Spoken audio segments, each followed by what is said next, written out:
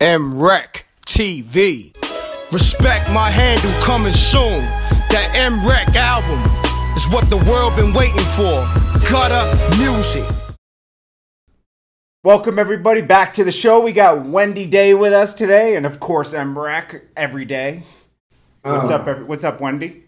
What's up? Hi guys. How you doing? Hello. So, how are you? I haven't seen you in a while. I'm good, Wendy. How you doing? I'm good. I love you, Reck. I'm glad you I love you too.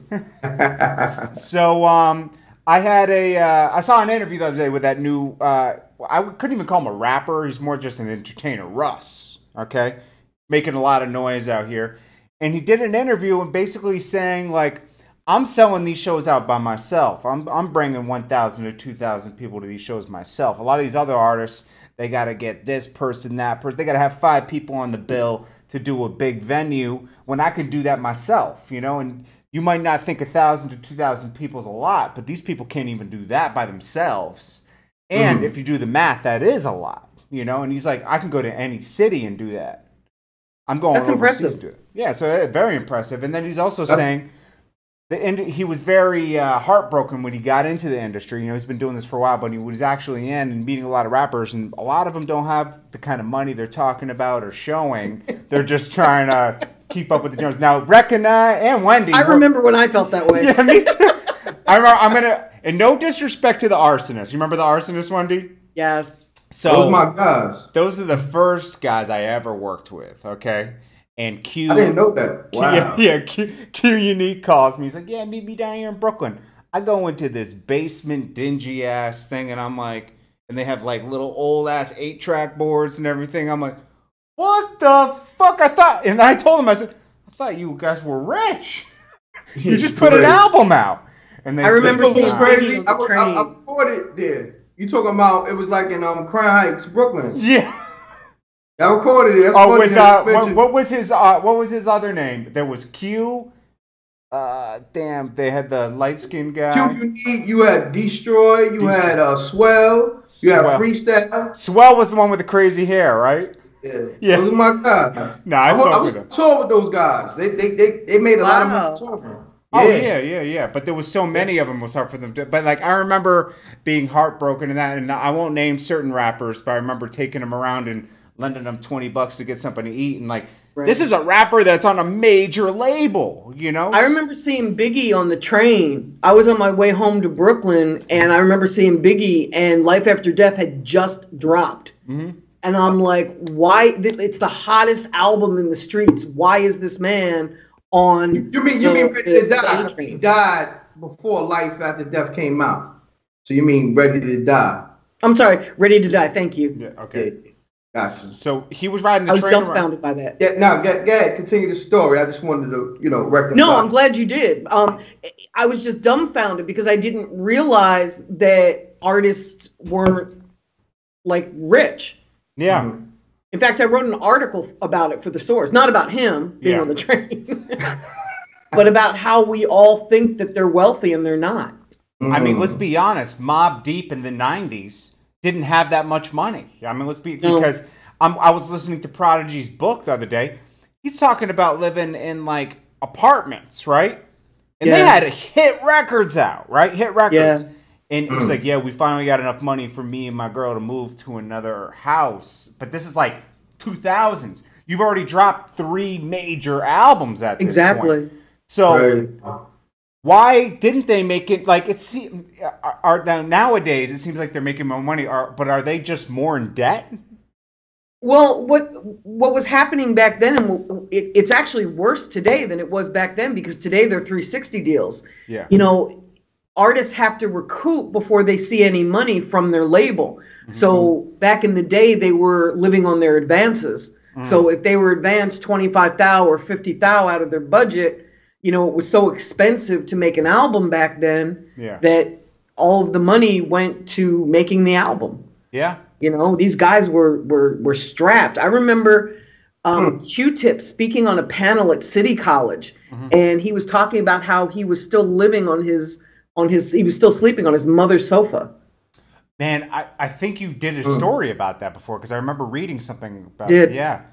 Still, wow. It's like dumbfounding, you know? It's like, it is dumbfounding. Because, like, even when I was doing music videos, I was making good money. Like, you know, I still do music videos today, but when I was, like, really just focused on just music videos, I mean, I was living well. I might have been living better than some rappers. You probably were, because you didn't have to recoup.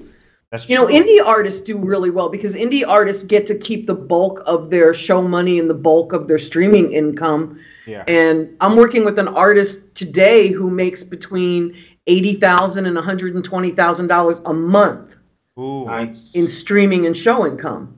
And it sounds like Russ is in that space because he's doing like.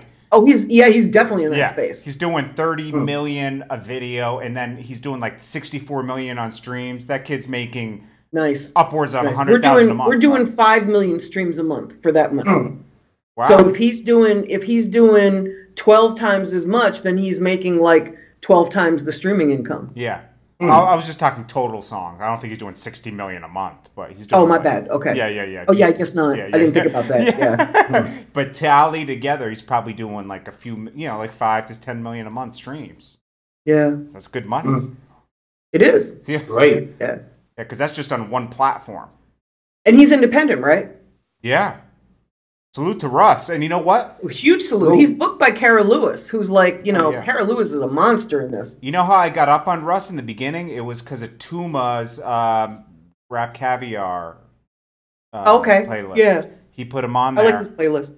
Yeah, no, I mean, he puts me on to a lot of rappers through that playlist. You know? Exactly. I got a call from a rapper that I'm friendly with in Phoenix who, because I guess Russ lives here in Atlanta. Yeah. And Mickey Zobel is the artist in Phoenix. He called me and he's like, yo, do you know Russ? He's awesome. And he raved about him so much. And I really respect Mickey as an artist. So I went and checked Russ out and I'm like, oh my God, Russ is really talented. Yeah. Nah, he can like sing, rap, he can do everything. And it's like, it's just totally left.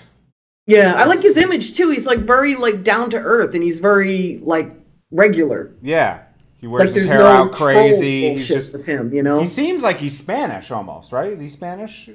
I don't know. He might be, yeah. He might be, yeah. Not, but he's dope. He has a different look, everything. Like he just does him. He's not following any trends or anything. And I can do nothing but respect that, especially today when everyone's following the Migos trend. Exactly. Heavily. Everybody's like on somebody else's dick. Yeah. Another one to watch out for is Ugly God. He's really making a lot of noise. Oh yeah? Okay. Where's he from? I have no clue, but I checked out a few of his songs and they were pretty good. Okay. You know, I'm in that beginning stage of getting into him. I saw he's been doing a couple interviews on a few platforms right when I caught a wind of him. So that was, you know, it's pretty dope. That's cool.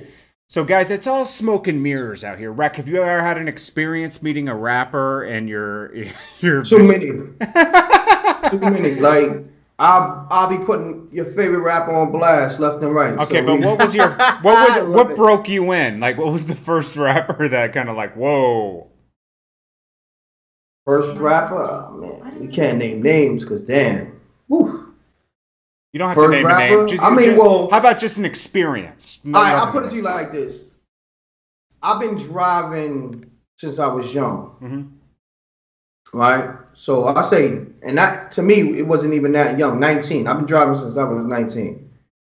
So, you know, when you see, you know, rappers that you listen to or you vibe out to, and you notice they don't have vehicles. Like, you know, and me, I was working, you know, I was always hustling, you know what I'm saying? Or I had, you know, a construction job. I had one job, construction job, and I was hustling on the side. Okay. So, but I always kept up with a car, you know? So, you know, rappers, you know, they so-called live this extravagant life. Me seeing numerous rappers with no cars and all that did it for me. I'm like, this whole thing is smoke and mirrors. Like, these dudes is frauding. Yeah. You know what I'm saying? So, you know, I mean, and then once I put myself in the industry, it was like, you know, I knew everybody's business, you know what I mean? Because you become close with these guys. And it's a small circle. You see exactly everything for what it is. Yeah. And everything that they was portraying wasn't you know, wasn't reality. Right. Pretty much. Exactly. So that did it for me, you know. All right, we'll end this segment on that note. Check you later. Salute. You in the presence of a boss, can't you tell I talk? Diddy bop when I walk, stay on my grocery 24/7, that nigga grind. Chasing them dollar signs, I'm focused on getting mine.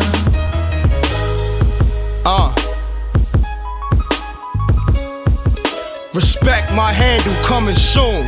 That M.Reck album is what the world been waiting for. Gutter music.